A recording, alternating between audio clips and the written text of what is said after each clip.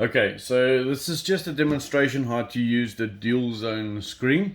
So you'll keep in the on button, it will go on. So the two temperatures you see there, that is what the internal temperature is currently.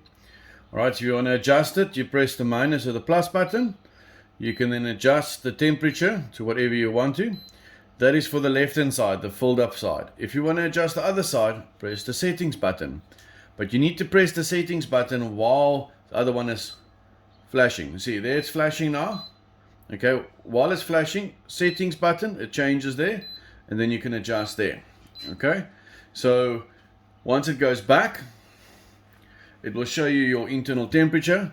So the temperature that you've set it to, you press the minus or plus button, it will show you the set temperature that you want to go to, but that is the current internal temperature.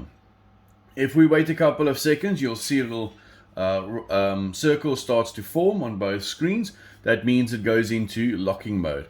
So once it's in locking mode, I'll show you now. You won't be able to press it. There we go. There it goes into locking mode. Now I can't press anything in the fridge. Okay, so you see a little lock there. That lock basically tells you to hold in those two buttons to unlock it. So I hold these two in. There we go. We unlocked. Now we can press and operate the fridge again. Okay, that's to change the one side. To change the other side, press the settings button. Then you change that side. And if you want to switch it off, you just hold in the on and off button.